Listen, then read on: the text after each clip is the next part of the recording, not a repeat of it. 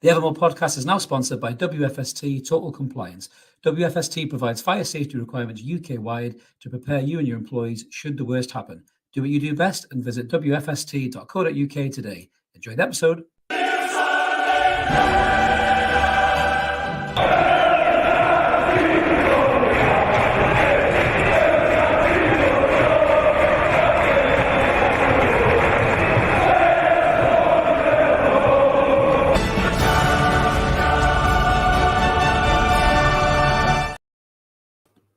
Good evening, everyone. Welcome back to the Evermore YouTube channel. It's Monday night. Me and Mark are back asking what we ask every single Monday night. What's going on? I'll tell you what's going on, Mark. Football is back this week because we've got Gateshead coming up and Rangers pretty soon as well, mate. Buzzing to have Newcastle United back. What's going on with you, mate?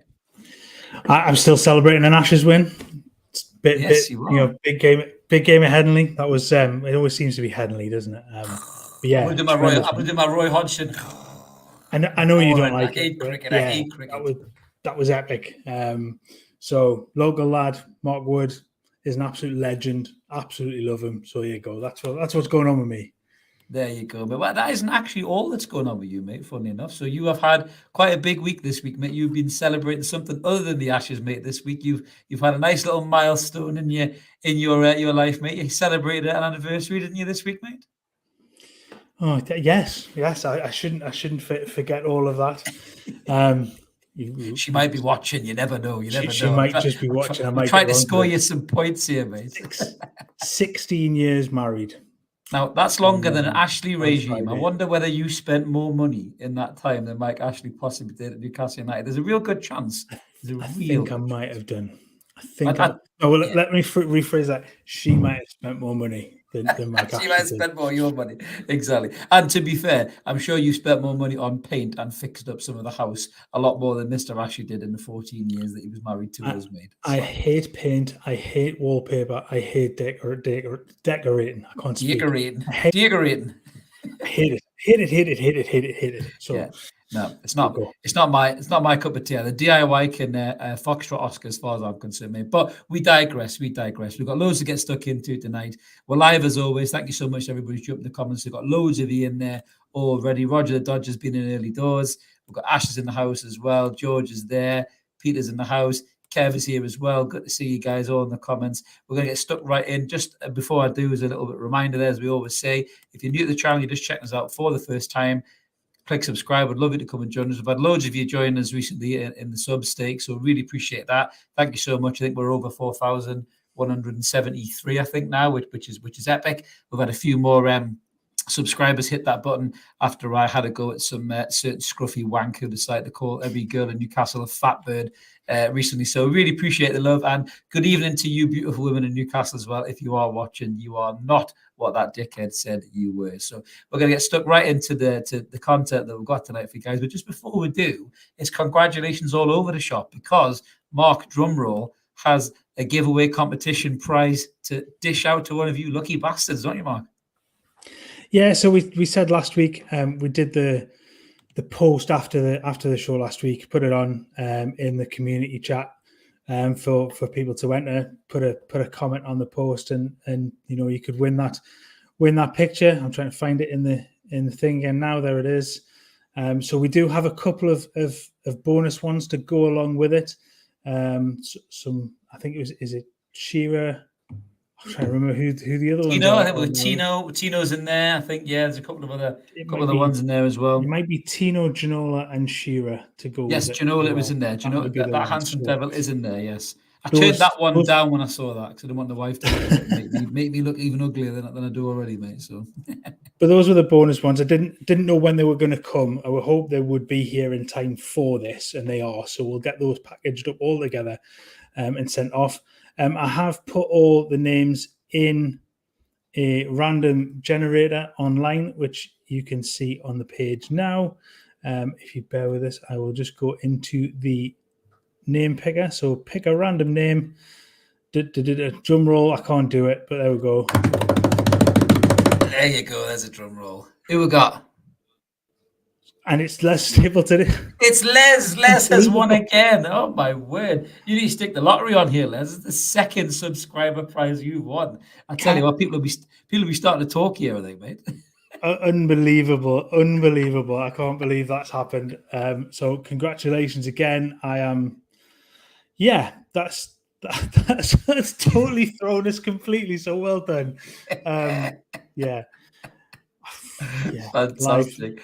Well, When these things congrats. happen live, you can't do anything about it. But yeah, well No, done, we Les. can't. We can't. Well, congrats to you too, Les. Yeah, I'm sure you in the comments. I've already seen you in the comments there as well. We've got a few more just smashed in there in the comments as well. Good to see everybody in there. But yes, Les, you have won that prize, and we'll be getting that whipped out to you as soon as we possibly can. We'll get it posted out.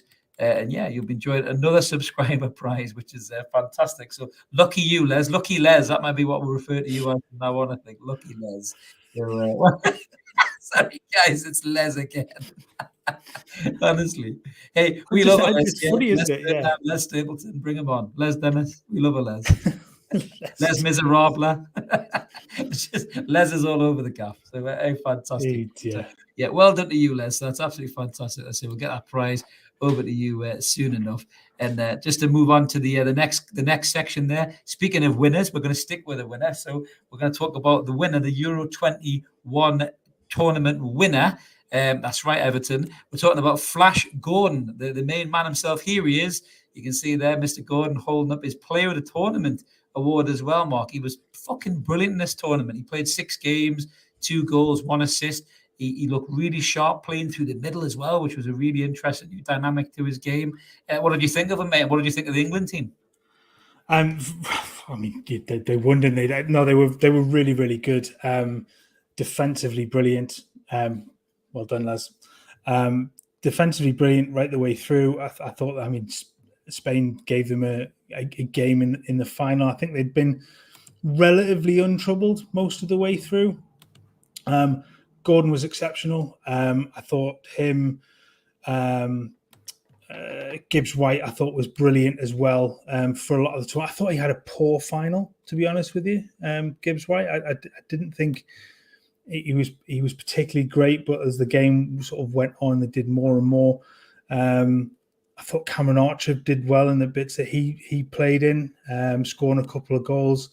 Defensively, Taylor Harwood-Bellis and the other, Levi Colwell, played at the back. Yeah, he's a good player. Brilliant. He's a very good player, Colwell. Yeah, I'd be shocked if Chelsea don't bring him in to play for them this season because he looks a player. There was chatter that Liverpool were sniffing around, interested in him. I know Newcastle were sort of interested in Harwood-Bellis earlier on in the window, or there was rumours that they were interested in him. I tell you what, it'd not be a bad way to go as a young understudy to come in sort of around Fabian Schär. Yeah, I mean, and then just that ending in the final, just with the penalty in the last second. Jesus. As a goalkeeper, you're sitting there just heart in your mouth at the thought of having to face a penalty in the last second of the game, and it literally is going to be the last second. Yeah. And what a save! What a double save! It was just brilliant. The second save was better, I thought, than the first. The way he got up and he did that. Do you know what I loved as well? I don't know if you saw it. Good shout there, Kev, as well with Trafford praise.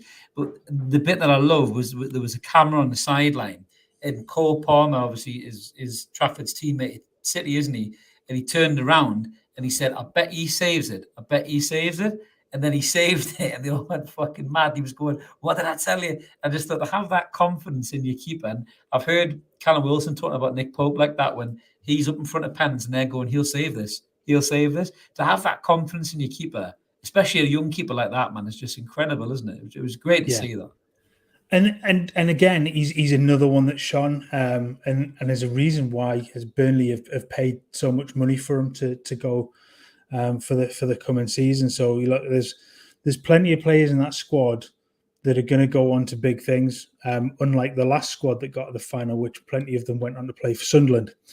Which enough said about them. Exactly. Enough said about them. But there speaking of the Macrams. Yeah, speaking of the Macrams, they're Liverpudlian counterparts. Yeah, so they didn't cover themselves in any glory. Some of the guys have already smashed it in the comments there. So Anthony Gordon obviously won the under-21 tournament. Everton decided to congratulate their players. I think you got the tweet somewhere, but I can't see it in the side there. So yeah, this is what Everton decided to tweet. Huge congratulations to James Garner and was it Branthwaite? but they didn't congratulate former Evertonian kid who was through their youth academy since he was about fucking 9 years old, Anthony Gordon, which was the height of pettiness, really, and really pathetic. And it just again lends itself to that stereotype of that football club. That football club is just, it's like when you let air out of a balloon, it just makes that fucking wheeze noise. That's like Everton is the sound of Everton as a football club. Just a slowly deflating balloon that's jealous of the people across the park who are better than them, got more money than them, and then hate everybody else as well. Well, that brings me nicely onto it, and I like that analogy. I'm going to change this now. So this is the dictionary definition of a Saint-Maximin. And now I want to put in that it's that horrible wheezy noise that is made by a deflating balloon. So I mean, they are just. I mean, the fact that they congratulated former Toffee Lee Carsley and not Gordon, pathetic, man. it is pathetic. Well said, George. I'd rather listen to the balloon as well. To be fair, I'd rather listen to an echoey shit in a services toilet than listen to an Evertonian talk, because they just talk utter fucking nonsense. And they were giving it shit on Twitter again about Gordon, and people kept throwing up tweets going, like when they were saying, "Oh, Starboy," and all this, and going, "Was that you? Is that you?" Because people obviously didn't delete the tweets. You're just like, what the fuck are you doing, man? It's just the weirdest thing I've ever seen in my life, man. Crazy. Not the brightest, but do you know what? We've all had a good giggle at them over the last few months on Twitter Spaces, haven't we? So you will give them some credit for keeping us entertained. But honestly, just when one of your own, and he has done something at that level, I'm sorry, it is unbelievably petty, and just shows the lack of class that club has. But they didn't do it to Rooney, did they? When Rooney went to Man United and Rooney was doing, this, that, and everything, they booed him when he went back to Goodison, but they still always said, "Oh yeah, Rooney, best player in England, England's best striker, England's record goal scorer, he's an Evertonian," and all that stuff. And they never said that. And it's a good point as well, as the 45 million quid they got for this kid in the coffers from us, And I think somebody had said something about him. On one of the comments, I can't remember who it was. I think it was Gallagher Shots lad said you literally chased him in his car down the road to get out of your club. That's how bad you were towards him.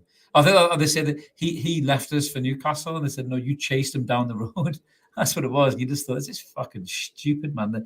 The nonsense that was coming out of these people's mouths. And I honestly do think, we had a conversation off air about this, Mark, that there's talk about this need, this desire to have this young striker, attacker that can play wide and play through the middle. I was starting to wonder, is Anthony Gordon already that guy?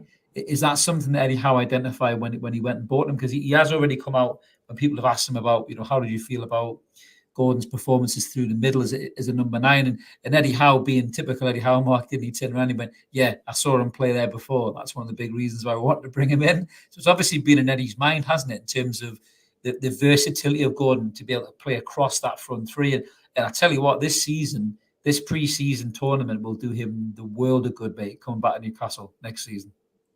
It's just a continuation of the form that we started to see from him, wasn't it? I mean, he was starting to show glimpses, and he got his goal at the end of the season against Chelsea, didn't he? And he just thought, going into the tournament, just take that positivity with you, and run on into the new season. And you're right. I think he does then give another option as a centre forward, or ability to play almost the.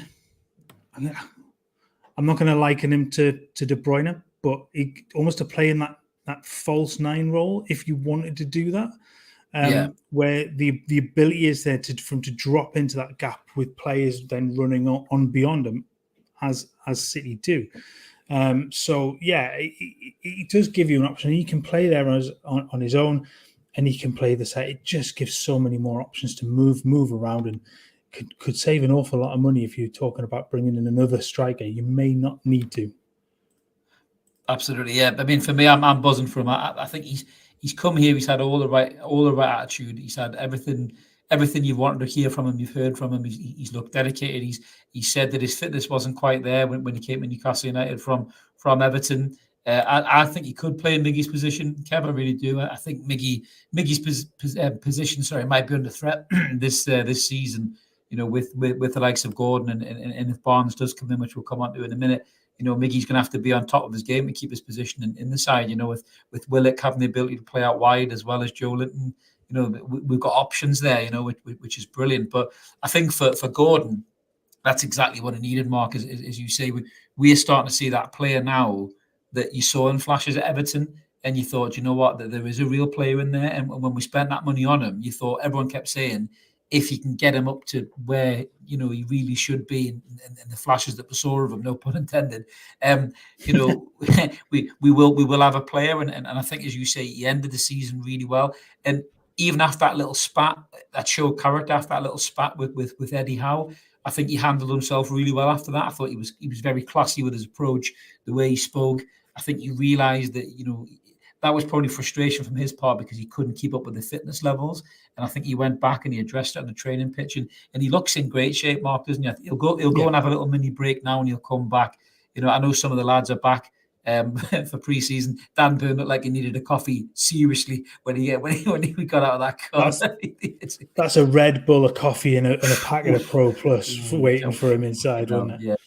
Yeah. That's like one of them things when you go, morning, Dan. He goes, oh, fuck off, man. Like with a really deep, husky voice. That's how Dan Burn looked. But I think in terms of Gordon, I think he'll come back sharp as attack. I think he'll drop straight into pre-season training after playing that level of intensity in the Euros, and I think he'll fly. And we could see some real big things from Gordon. I think this coming season. But speaking of another player that was unveiled, we did have the Tonali unveiling. It was quite a big thing. Massive credit to the Newcastle United media team. Unbelievable how much they've gone up in levels since Ashley fucked off. It's absolutely incredible. The video clips.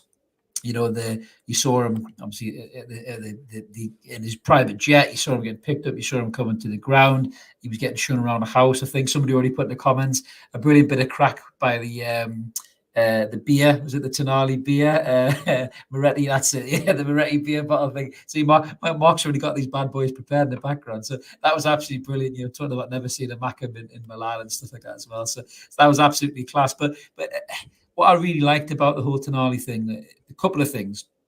I loved how excited his missus seemed to be about everything about the club. She was excited by the restaurant. She was excited by the gym. She was excited by the grass. Everything was just a real exciting time for her, which I thought was class. And the other thing as well, and I've got to get your take on this too, Mark. Kieran Trippier, what a captain, what a leader, man. To come in and talk to this new lad and his partner the way he did. I was so proud that he's the captain of our football club when I saw that, man. It was incredible, lad. Yeah, he's. I mean, that's exactly what he was bought to be, wasn't he? He was bought to be in the natural leader. Yeah. You wait 1 second, Ash. We've got one for you. Wait 1 second, mate. Yeah, hang on a minute, mate. Yeah, go on, Mark. Yeah, he's he just oozes leadership, and to think that, he was utter peanuts, but it's the best. No matter who you bring in, that 12 million is the best bit of business that you've had. Incredible, man. Because he comes in as a player, as a world class fullback, as a leader on the pitch, as a coach in and around the other players in that squad. And he's just brilliant. And take away from the fact that his pants were absolutely awful.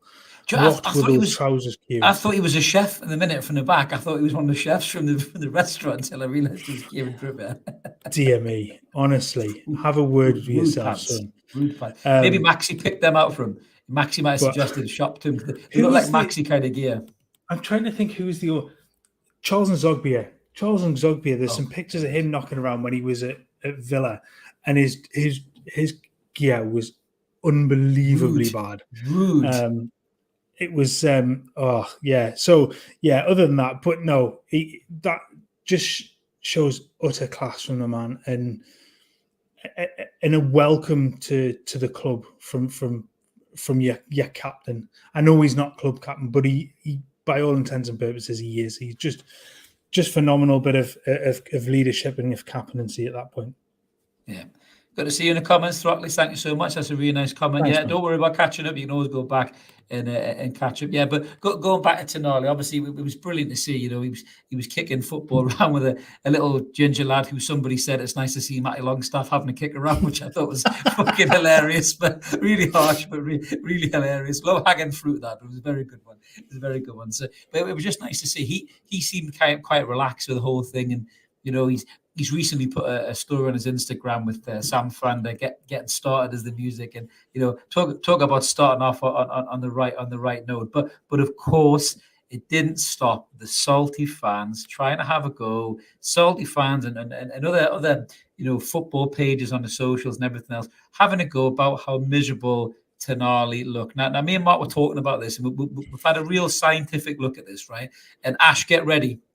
This is going to cheer you up, mate. Right.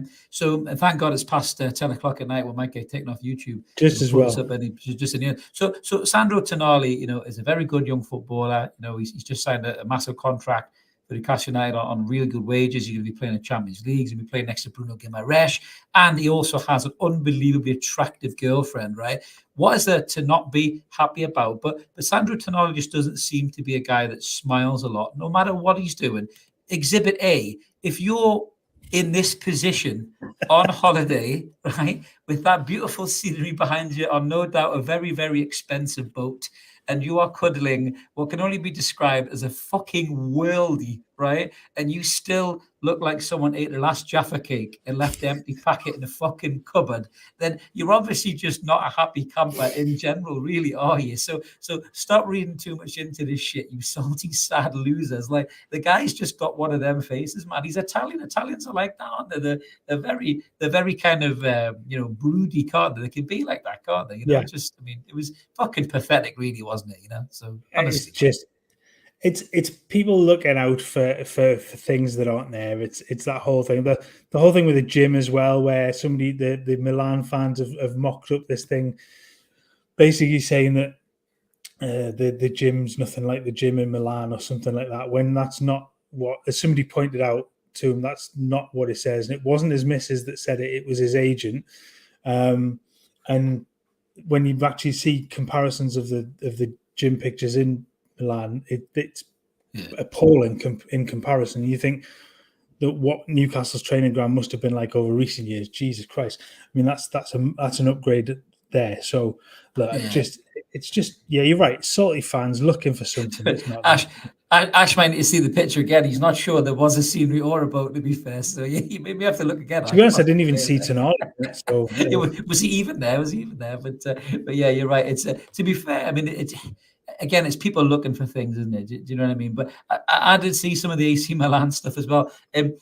I think I saw a picture of the canteen in the AC Milan training ground. And I'm not surprised she smiled at the restaurant in Newcastle, because the pictures of the AC Milan would look like a little chef. Remember them scabby little chefs on the motorway? Used to like little chefs as a kid. Everyone used to eat the little chefs. These things look like the little chef in that picture. It was appalling. It was shocking, man. I'd have gone with a prison sort of canteen, you know, the type of thing you walk in. What was the gruel gruel just getting splattered on the plate that gets put in? Yeah, exactly right. Oliver Twist, which is mad when you think of the Italians and their food. But yeah, it's. I mean, you could have taken them to Greg's and made it look better, but it's just you're right. Salty fan, just to be fair, Ash, that's a good comment with her and Karius's missus. Oh, Wags are top draw. I've got a bad feeling that John Terry might show up in his full kit in the players' lounge. They're going to have to up security, I think, Ash, just to stop John Terry sniffing around, mate, to be honest with you. So that's a very good comment, very good comment. I can't believe what JB's saying there. The Milan fans are giving his missus shit on Instagram. I mean, get a grip, man. It's like a player leaves your club, right? You can be disappointed, you can be sad. I mean, you don't abuse him or his partner, man. I mean, that's fucking sad. I mean, it won't be all Milan fans, in all fairness. I mean, you signed Ruben Loftus-Cheek. What's that to worry about? You know, you've got a world-class replacement. So just calm down, everybody. Stop getting so upset.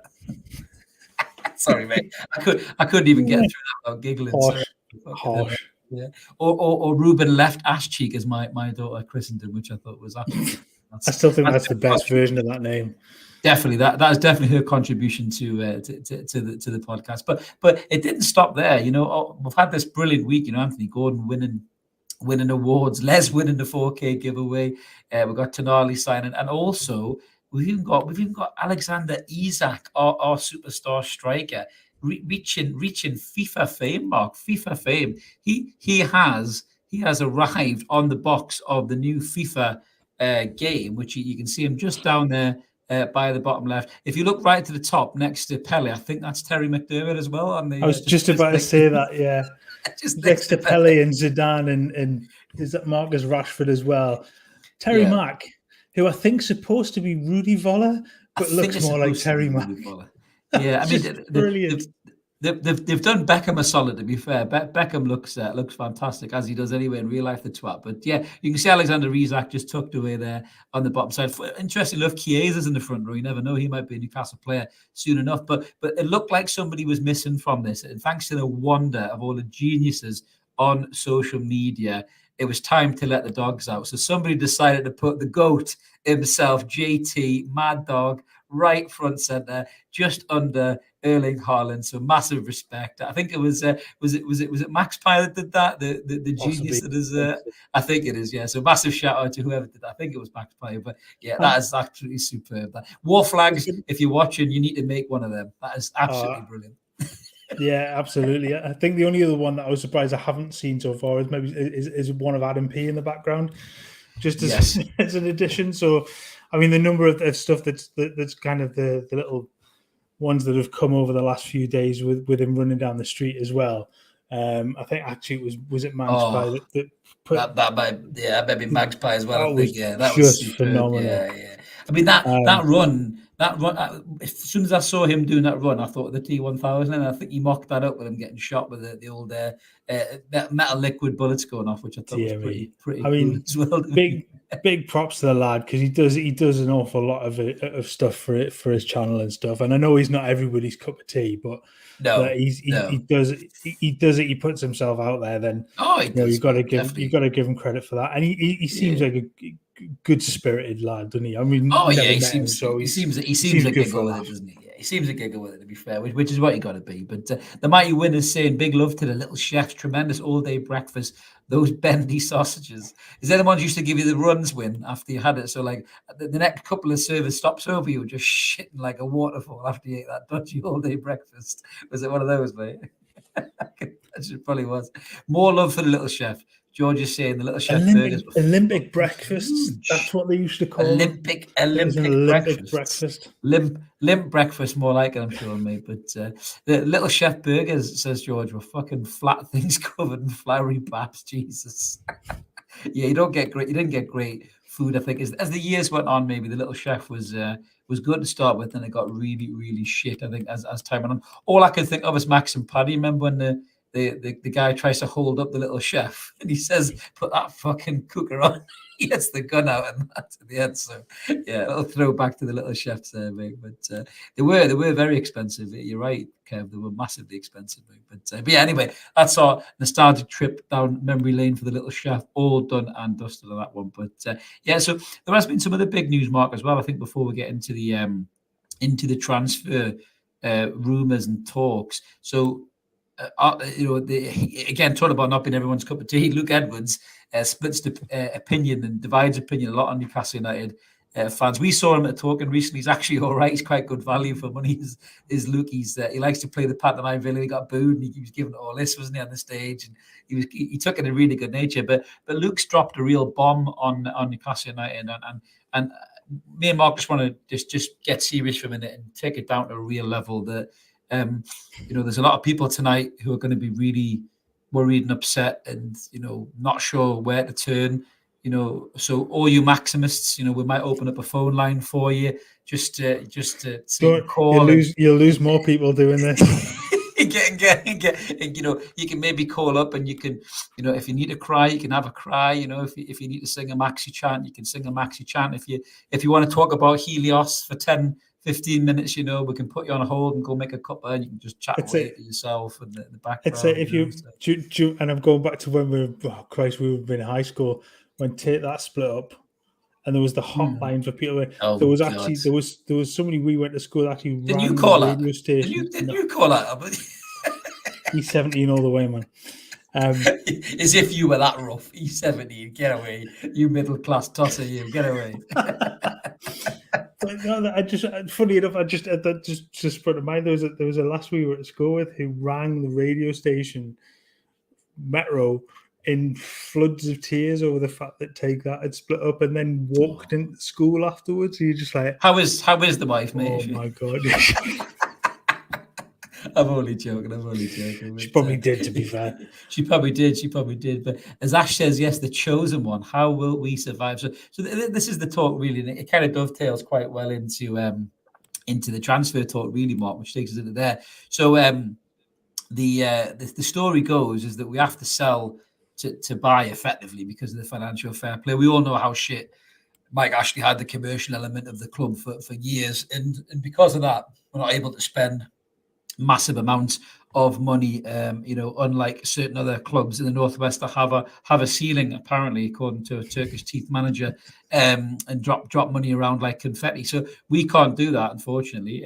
So obviously we have to balance the books a little bit. And we've talked about this for ages. We talked about sellable assets and how Maxi probably is the most sellable asset. He doesn't seem to really quite fit what Howe wants to do. He's back at pre-season. He came in, Howe was giving him, cuddles and all that and chatting away to him, stuff like that. And then this story's dropped afterwards. Now, I suppose the question I've got to ask you, because people have mentioned in our chat and stuff before as well, that sometimes Luke Edwards gets bum information from people within the club. But I don't think, being the journalist that Luke Edwards is, he would drop a bomb as big as this if he didn't think there was weight behind it, mate. So, first of all, do you think there's truth in this?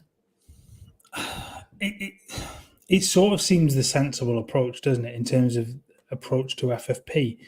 As much as you need a squad, and you need a bigger squad than there is and there has been, that if you're going to bring in a player like Harvey Barnes, that's Maxi's natural position that he's going to be taking up. So that seems like a logical progression to if you've paid 35-40 million for Harvey Barnes, can you bring in 25-30 million for Saint-Maximin and almost balance that off? It would be, in that regard, a sensible approach. Would it be better to keep the two of them with the number of games that you're going to have this season? Again, that's probably another way to look at it being a sensible approach and have them both. And competition might bring more out of Maxi. He's not really had it, to be fair. And the Champions League, he loves the limelight. Champions League football, yeah. The chance to have the big stage. Yeah, I think Ian's right what he's saying there as well. Maxi was our savior for 2 seasons, but we have upgraded since then. He doesn't suit Eddie's style. Let him go. Do you know what I mean? With the rest of the dead wood. So I don't disagree with that, Mark. No, it's part of his want. Part of him wants to keep watching because he can be so good, but he's so good so infrequently. It becomes frustrating. And you're right. In a poor side, he was exceptional. I mean, he was the standout for a couple of seasons. Yeah, he was. With Bruce, he had to be. But since the change, I mean, you can count on one hand the number of solid games that he's had, and it is disappointing because you want him to take that step up. You want him to be a catalyst down that left-hand side, particularly. And we've said this over and over again. It's not that we dislike him. We absolutely don't. We love watching him when he's at his best, but his best becomes so infrequent. And when you can compare, especially between Barnes and him, over the period of time, what was it, the games that they've had in the Premier League, last season, Harvey Barnes scored more goals in a side that got relegated than Maxi scored in his entire time in the Premier League. Harvey Barnes over the last 3 years has 4 goals less and 1 assist less than Marcus Rashford. Yeah, and the whole world sings Marcus Rashford's praises. And remember, this is a Leicester side that hasn't been particularly good for the last couple of seasons. Yeah, I don't get the not hatred, but I don't get the question of the Harvey Barnes transfer. I think it would be the lack of excitement around it. Yeah, the kind of skepticism around it. Yeah. But I half understand the Maxi stuff because you want him as best, but he's just not done it. And to that mind, that can you continue to have him there to not do an awful lot? And there comes a point where he doesn't fit Eddie Howe's mission, is what he wants to achieve in games. And if he can't do that, then the best place for him, unfortunately, is to move on and bring money back into the club, which can then go on and bring in players that will suit that style. Yeah, I mean, there's a few comments coming in there just about the whole Barnes situation as well. And Luke Edwards, Stu say, could this kind of newspaper report trigger an angry response from Howe to Luke? I'm not sure whether Eddie would do angry, Stu. I think he would just kind of, bat it away in his usual kind of Eddie Howe way, with intelligence and articulation, and he wouldn't be drawn on something, He's not like a Keegan. He's not going to do it, Bruce. Yeah, we certainly won't do it, Bruce. You're calling me a liar. Yeah, that was brilliant. I still need to buy Craig Hope a pint for that. I think I've already bought my pint previously, but even just for that alone, I'll buy him a pint just for winding Bruce up. But he's not like Keegan, is that? He's not going to blow for that at all. But one for Roger there saying that I can't see us realistically getting 35 million for ASM unless we sell it to Saudi Arabia. Roger might get 350 million from. Hypothetically, if so, could that balance the books perfectly with Barnes? I think we'll get kind of in and around that for Maxi. I think we'll sell other players. I think even Lascelles could go. I think Lascelles may possibly go. There's other players in there, like there's Isaac Hayden as well. There's obviously Darlow, Dubravka, because as you said, Mark, as well earlier on, a couple of new deals done this week. Karius signed on for another year, which is brilliant. I think he did really well when he came in that cup final. I think he was unfairly criticised for that goal. Yes, he was a little bit rusty, but I think he's a very accomplished replacement, kind of behind Nick Pope, and he could easily be our number two. And obviously Paul Dummett is signed on again for another year of just kind of sitting and cheering everybody on from the changing room doors, really. But well done to Paul Dummett. But to be fair, Dummett never lets you down when he does play. No, I'll give him that. Not. Every time Paul Dummett pulls on a Newcastle United shirt, he's a steady 7 out of 10. So I'm not going to give him any shit for that. And he's a local lad as well. I think he'll end his career here. I think he'll go with the coaching setup. I think he'll, maybe work with the academy or something like that. So I think having Dummy on for another year is not a bad bit of business. But going on to the players that will probably sell, bank a little bit of money back and everything else. Maxi's obviously a big one. I think you're going to be getting at least 25 to 30 million possibly for Maxi in this market.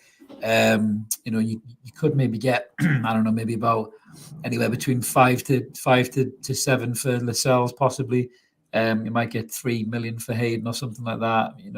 Maybe Jeff Hendrick, you might get 25 pence in the Mars bar. Who knows? But there'll be some money coming in, I'm sure, to kind of offset the Barnes situation. But I suppose moving on to maybe just another little name that was thrown in there. Now, I don't know if there's any real weight behind this, Mark, but I think just kind of nailing this out, Harvey Barnes, I think that looks like it's going to get done this week. I think that'll be done before we play Gateshead, the Harvey Barnes deal, I think.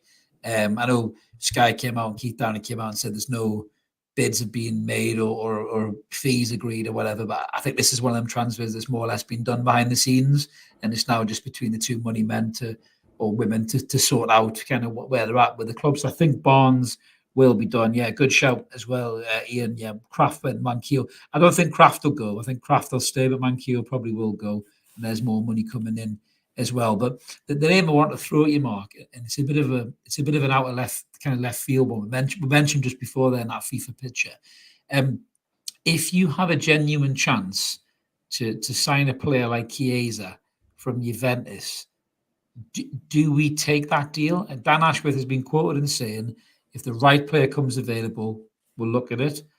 You're talking about an Italian international, Champions League experience, a very, very accomplished player for around about, 50 million euro, I think.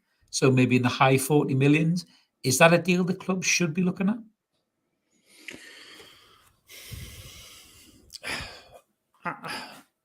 I don't think it's priority one. I think if there's the potential to do a deal there, yes, because I think he's of that quality. I just think there's a couple more that you need first. We've talked about the centre back cover. We've talked about a left back that really needs addressing the squad overall.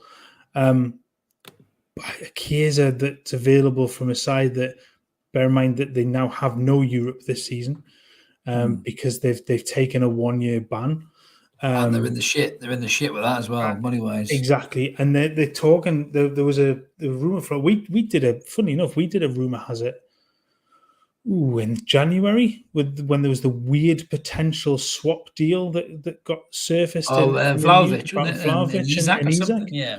Well, the other rumor that I'd seen the other day was that they were looking at a cash plus Lukaku deal with Inter for Vlahovic. But I'm not even sure Inter can realistically afford the level that they were looking at. So there's potentially Vlahovic on the market, but they're going to be after money. I think Chiesa would be a very good signing if you can get him at the right price. I think it all comes down to that. Do you think it's one or the other? Do you think it's one or the other? Sean says it's either Barnes or Chiesa. Probably. I don't. I genuinely don't think you sign both. Just for the money that's involved, you're not going to go out and sign two wide players for 40+ million each. No, not this season. If you had one this season, one next season, that might work. Maybe. I can't see close to 100 million. It's like the Diaby one. Diaby serviced again. I can't see Diaby and Barnes or Chiesa signing it in one go. Yeah, not at that level of money. Yeah, there was rumours about apparently Chiesa could maybe be on a loan deal with an option to buy. I mean, that's great business if they can do that to get his wages off the books at Juventus. But that's only if someone isn't going to come in and buy him cash outright. That could be a deal maybe that could be done. But I think a couple of guys have mentioned it as well. I mean, I think the Barnes deal will get done, and then you've got to look at the defensive strengthening. Moving on from there, I mean, we'll be linked to this kid from Monaco, haven't we? And also, I think is it Theo Hernandez from AC Milan is back in the headlines as well for a left back. I mean, Kieran Tierney is still in the background as well. Do you think? So say that. So Ian said they'd swap Lewis for Max Aarons. I think Max Aarons is a smashing player. I think he could have went to Barcelona a few years back, didn't he? In all fairness, and it didn't happen. But going back to the defensive. Cover and backup. So many players link, Mark. I mean, I think after Barnes gets done, I think we'll swap to that defensive target as well. Do you think that's probably going to be the case? I think so. I think those are the sort of holes in the squad now, aren't they? That you've got that gap at left back. I think that Target doesn't quite cover. Screaming out. Yeah. And then the obvious one is the centre back role where you've got two, and it's weird, isn't it? Because you talk about having two left-footed centre backs playing at the back together, and there's this cry that it can't be done. Nobody says anything about this two right-footed centre backs that play in the same. That's a different story. But there seems to be this hole at right centre back. If Lascelles is going to move on, there is really no cover at that point. You've got Byrne that can cover in terms of bottom. I guess Kraft can play in there at a push, and so there is that gap to come and fill in and take over eventually from Fab. Like I said, Harwood Bellis would be an ideal young player to come in. This is Axel. What's his name from Monaco? His name completely escapes me at the moment. I'm just trying to look at it now. If anybody knows in the comments, is it Disassi? I think it's Disassi. Yeah, Alexis Disassi. Yeah. Axel Disassi. Apologies if I've just completely butchered that name. But yeah, I think those are going to be. I think they have to be sort of priorities now for squad. And whether that's somebody to take over from Cher, whether that's somebody to come and play sort of in behind Cher and play, a few games to build into, maybe he's taking over from next season. That's the next thing. Coming back to this whole the forward line, I can't see that amount of money. I'll go back to what I said before. I can't see that amount of money being spent on those players now. Yeah. The loan deal makes sense if you're going to say, well, we'll take Barnes now and Chiesa next season, but we'll have him on loan for a season first with an option to buy. I guess the difficulty with that is they both predominantly play left-sided. If you look at the heat maps for the last season, they both predominantly play down that left-hand side. So you're sort of looking at the same player and therein goes back to what I said before. I just can't see you looking at both. It's one. It would be one or the other. I think probably Barnes is the one that's the much more likely. Yeah, no, absolutely. And did comment there from Stu saying a lot of speculation and rumours about who's coming, who's going. Why not be patient, wait to see who the club sign when it's official on the club website. Too many speculations and rumours flying about. Yeah, I suppose you're right, Stu. But I think we're obviously as fans, I think it's just ingrained in us to be curious about who we're going to bring in. It's just where's the fun in that? Sorry, Stu. Yeah, but it doesn't matter who you support. I think everybody wants to know who the club's going to bring in. Everybody's excited when they see young players who are maybe up for grabs in the summer, or even a couple of guys have commented there about Sancho. You see a really talented player who's maybe lost their way, but you think, oh, our manager can get the best out of him, bring him in. So that's part and parcel of being a football fan, Stu. I think really, mate. So it's I think in the Matrix terms, I'd rather take the blue pill. I think in that regard, mate, and just continue to dream about transfers. I get the point. I really do. I do get the point completely because there's so much. Very pragmatic. I think Newcastle again this season have been linked to 475 players already. That's just this week, month and a half. Yeah, exactly. But yeah, you've got to talk about. You've got to love the links that are coming out, and some of them are going to be crap. Some of them are going to be brilliant. And then as we always find out, it's the ones that nobody has any information about. None of the ITKs knew anything about Tonali. Nobody saw it coming. Everybody piled on the Barella, and I completely get that. I'm still convinced that was a complete smokescreen. Somebody's let just to do that. You're looking right towards Inter. We're going left towards Milan, and nobody picks up on it. And my wonder is it the same thing with Barnes? We talked about Barnes and Chiesa again. There's so much talk about Barnes. Maybe even Maddison. Maybe even Barnes and Maddison. Maybe the whole Maddison thing was a smokescreen in the fact that it was actually Barnes that we were interested in all along. It wasn't Maddison because Barnes fits Eddie Howe's style of play even better. But I think that's one thing we have to remember as well, that Eddie Howe is a genius, really, isn't he? Let's be honest. What he's done with this team, with a bunch of raggy dolls, really, effectively, when he first came in. Yes, he's added quality in after that, but what he's been able to do with Joe Linton and Sean Longstaff and Miggy Almiron, and even the way he's managed Wilson, again, getting him sharp, getting him fit, getting him to the point where he's nearly getting 20 goals a season. We have to trust, if Eddie Howe wants a player and Eddie Howe goes, he's a player in the shape of Harvey Barnes, we have to trust that Eddie Howe is making the right call, because he wouldn't bring in a player that he didn't feel was going to benefit the squad. And this whole thing about Ashworth having his ideas and Howe having his ideas, I think that they have to be aligned or this won't work. And I think Eddie's got so much credit in the bank with the owners that if he turned around and said to Dan Ashworth, actually, I don't want that player, I don't think he's the right fit, I think Dan Ashworth would move on to another target. I really don't think he would push to get a player in if Eddie didn't think he was going to fit into the equation. And I think with Barnes, I think I said this in my video when we did either the Rumour Has It or the reaction video, Mark, that 3 years ago we'd have killed to have Harvey Barnes in Newcastle United. Everybody would be doing backflips down Northumberland Street if we were signing Harvey Barnes, and now everyone's going, "Oh, he shot him." Come on, really? Don't be so fucking stupid, man. You know what I mean? Just, he's a great player and he's going to improve the squad. As Dave says there, Livermento's gone really quiet. I was never really keen on that one, Mark, anyway, if I'm honest with you, Livermento. I don't know if that was just agent talk or, again, we'll be looking at Walker Peters possibly. Who knows?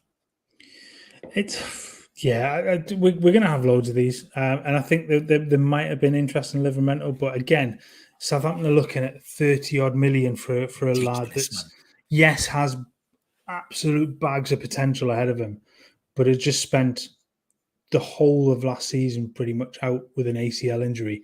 You're not dropping 38 million on a kid like that.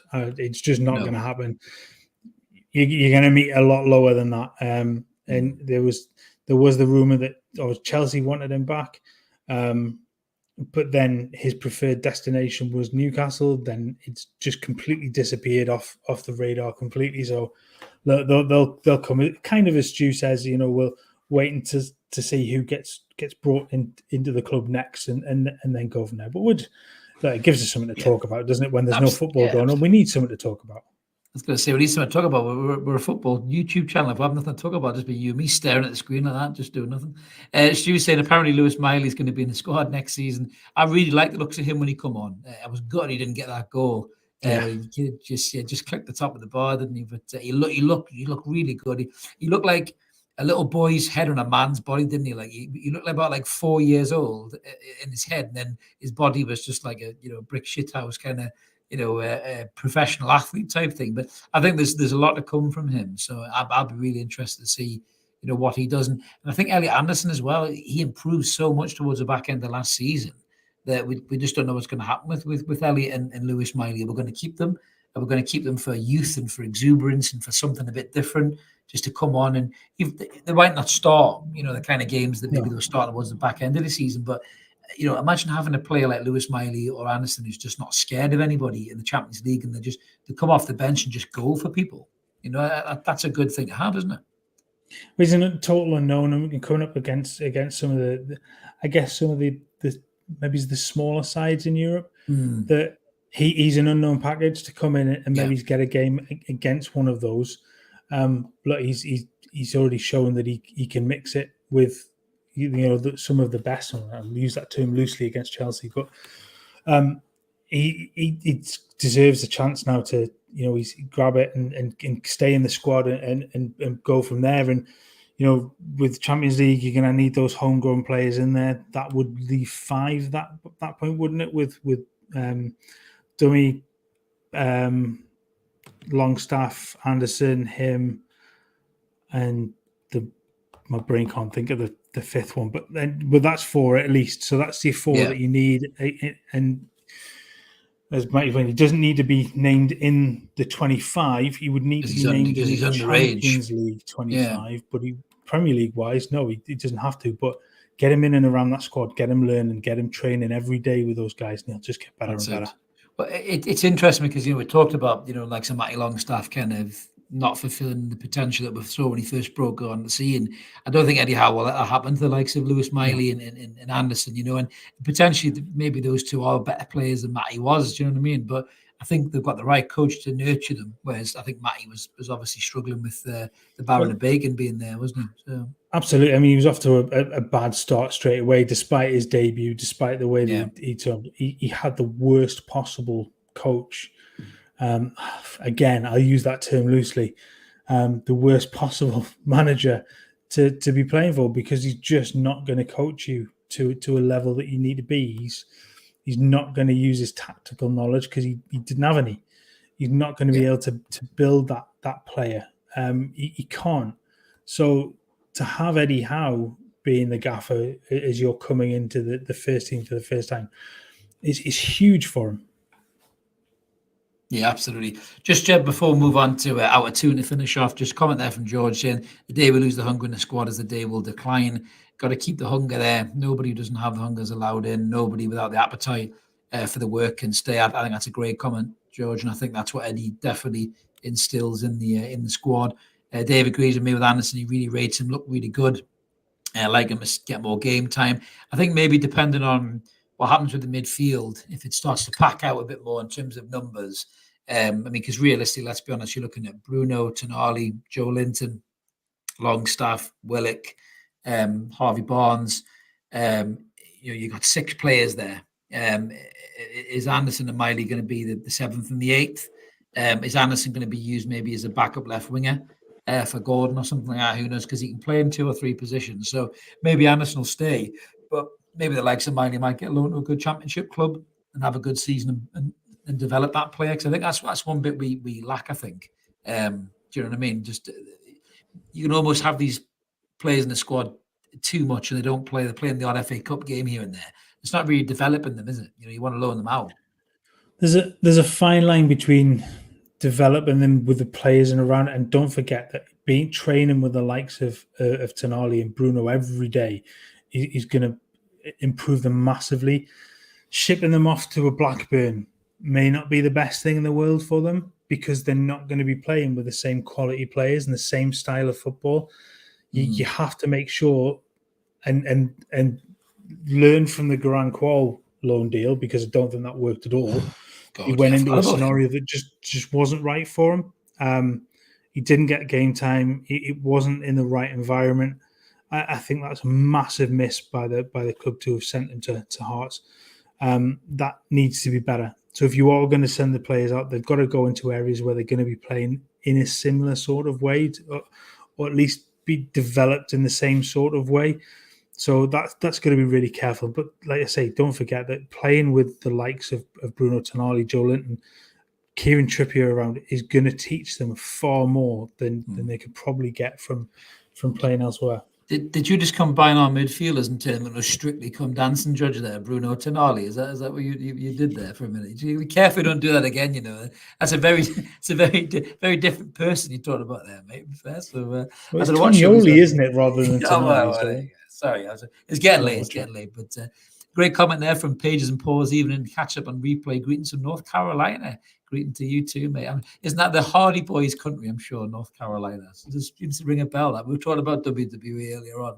I'm pretty sure that North Carolina is the Hardy Boys territory. So lovely to see the channel is spreading worldwide over to the shores of America as well, which is absolutely class. Yeah, brilliant. But we'll finish off with Without a Tune. We've got a bit of a mixed bag here, I think, with Without a Tune. So we've got some usual funny things, but I'm just going to start off on something probably a bit sad as well, Mark. Really, which I'm just trying to find the right screenshot here. Here we go. So as we all know, the tragedy that happened to former Newcastle United player Christian Atsu, who obviously perished in the Turkish earthquake. So his team is it Hatayspor? Is it? They obviously took to the field to play a game, and they honoured him by kind of holding up his shirt and showing that respect as well. And it was lovely to see from his teammates, Mark, as well. And again, just a reminder of the real tragedy there, isn't it, with that? And, our thoughts go out to Christian Atsu's family as well, mate, don't they? And his teammates. Yeah, look, it's just, there's so many people caught up in that, but it's one of those moments where it does hit home a little bit more because of the link that's there. It's a horrendous thing to have happened to anybody, but it seems almost callous to say that when you've not got a link with it, it's the other side of the world. It's far enough away. Yes, it's tragic, but it doesn't have any direct link. When there's that little link to something like that, it does hit a little bit harder, and it's just awful. And fair play to them for that. It's just another little touch of class and a little, that respect. And that he's from everything that you read about the lad, he's much loved. And it's just, it's just awful. As Alex said there, he was a cracking player as well. He was light and fast. Alex, you're right, mate. He was a very good player. He served us well. Scored a couple of crucial goals, and always spoke really highly about Newcastle United. I think he did a Newcastle United podcast as well with one of the other channels as well. So it's a real shame. I think as Ian, I think sums it perfectly there. Once a Geordie, always a Geordie, really. So it's it was nice to see them do that. But moving on to our other Out of Tune, which is probably more fit with the usual style. Now, just everyone needs to take a little seat here and just before you digest this screenshot I'm about to pull up. So this is about Garnacho, the young Argentinian forward that plays for Manchester United. So they've got high hopes from him. They wanted him to be the new number 7. Sadly for them, Mason Mount is their new number 7. That's right. Mason Mount. So it goes Eric Cantona, David Beckham, Cristiano Ronaldo, Mason Mount. So this doesn't really work the same way. Yeah, levels. Yeah, talk about levels. Yeah, you don't talk about that one very much, do you, Mr. Goldbridge? But moving on to this weird shit going on. I'm just making friends with all the podcasts. So Garnacho celebrated his 19th birthday recently. Obviously, as you do, he had a big soiree, and this mental bastard. So there's a lot to unpack here in this picture. So if you didn't realize that the guy who looks like a final boss in the 1980s computer game is Garnacho, with that weird blonde frig wig and those evil Dr. Octopus glasses, that is Garnacho. And he hired and he paid out of his own money to I think the best way to probably phrase it, Mark, is little people. I suppose 2 little people to come You're to allowed come to say out. dwarfs, you know. No, well, I'm going to say little people. I don't want to get myself in trouble. So he paid 2 little people to dress up as Lionel Messi to the left and Cristiano Ronaldo to the right to bring his cake out to him in his big soiree. Now, as I say, there's a lot to unpack here. I'm going to leave the image up while we've got some of the comments coming in there. I've just caught one there from George, which pretty much sums it up. What the fuck is all that, George? Absolutely. I mean, that is, I just don't understand what the thinking was here, really. But can you help me out, Mark? I just don't understand. I know he's got money, but like, that's a bit weird, isn't it? A bit. I mean, let's forget the fact that you likened him to, you know, Dr. Ox. He looks like a cross between Dr. Ox and pretty Vanilla Ice. It's just, I mean, just, yeah. Well, you said there's a lot of Garnacho, please stand up. It's just the most bizarre thing. Can you imagine if Jack Grealish had done that? Oh God, yeah. The world would have yeah.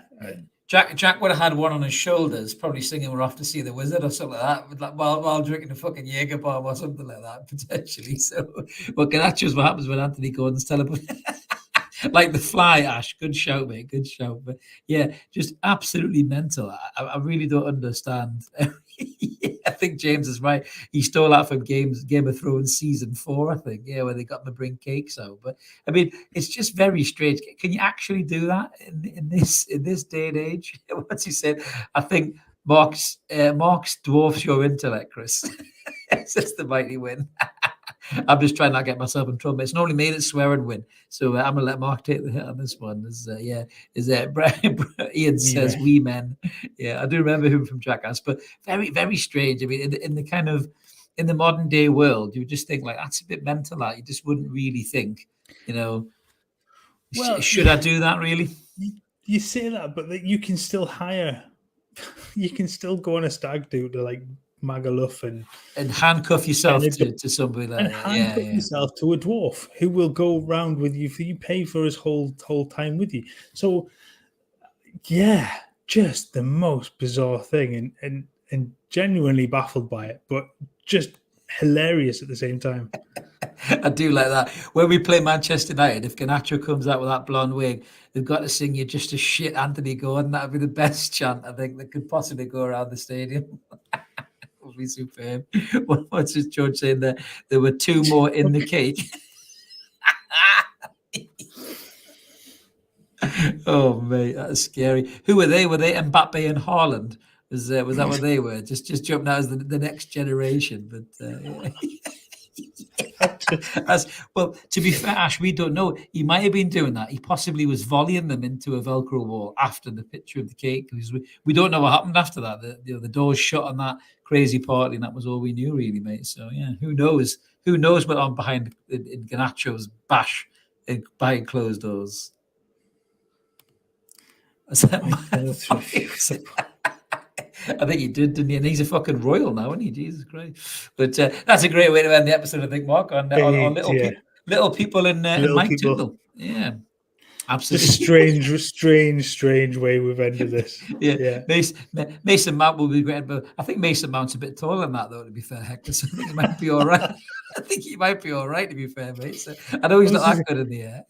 Who's the shortest player at Man U? Somebody like Fred might be in trouble. I can't think off the top of my head. Who's the? No, was it Martinez is little, but he's a fucking nut, though. He'd shiv you in the shower like Prison Break or something, Martinez, when he's a fucking maniac. And I don't think anyone would take the piss out of him. So that's a dangerous game, though. Just one last thing before we go. It was just something that crossed my mind before. There's all this thought of obviously De Gea leaving Manchester United, and we'll with that. But the talk of him being one of the best goalkeepers in the Premier League era. Now he's not. I mean, he'd be probably third in my list of Manchester United goalkeepers that he's behind Schmeichel and Van der Sar. I'm not even sure he's behind Taby, isn't he? Bartlett, surely. I'm not sure he'd make it into my top 10 of goalkeepers in the Premier League era. But funny enough, I saw somebody say it in was it might have been on Threads or it might have been on Twitter the other day saying Newcastle should try and sign him. That's awful, mighty win. Yeah, that's brilliant. That is brilliant win. To be fair, mate. I can't. We should have ended it on that. To be fair, yeah, that is worthy of a little chef breakfast. Is that, mate? Well played. That is a superb one. That so yeah. But that is trust you to throw in a thing like that right at the end of the podcast. When we're trying to sign off. That Sorry, could be a whole new episode on its own. We're not match of the day. It's not fucking top 10. Stop trying to bring us back to the start here. But no, it was because I saw the comment about it and just thought that would be such a poor. I mean, he's such a. I don't rate him at all. I really don't. No. I think he's had brilliant games, but he's been awful at times. Like he's shot stopper, as James says there. But I mean, I couldn't have a goalkeeper who looks like one of the burglars from Home Alone. I just don't think I could get the piece with that, really. Just people read an 8-year-old would shoot him. I think halfway through the game with an air rifle, and he would just drop an iron on his head, and he'd be out for the rest of the season. But yeah, that might be one we'll revisit at a later stage, Bob. But we haven't got time because it's past 11 o'clock and everyone's ready to go to bed, I think. But thank you so much to everybody who stuck with us in the comments. We really appreciate it. It's a late night for everybody, but we love having you guys in the comments. It really helps everything flow. And as I mentioned at the start, if you're new to the channel and you haven't clicked already, click subscribe, come and join us. We're over 4,170 odd subscribers now, so we're closed in on 4,200, and then onwards to 4.5, and onwards to 5. We've got a brilliant giveaway prize for 5k. It's a belter. It's sitting in the old Evermore storage container, waiting to be won by somebody. Maybe it'll be you, Les. Who the fuck knows? The way Mark seems to be doing these competitions, but we'll sharp see. But yeah, so thank you so much, guys, for the love. Like the video as well. Help get it around YouTube. We'll be back next week with another What's Going On. But keep your eyes glued to the channel for more Room Hazard videos and the odd rant here and there. And I'm sure we'll cover the preseason games that are coming as well in the next few days. So I'm telling everybody. I was going to say there's an interesting see you next Tuesday for tomorrow morning as well. So stick around for that tomorrow morning. Yes, I forgot about that. Yeah, that might cause a bit of controversy, that one. So yes, let us know what you think about that in the comments below. But right, we're ready to sign off now, Mark. Are we done? Yes, we can go. We can go now, right? Thank you very much, everybody. We'll catch you next time. Take it easy, everyone. Cheers. Bye.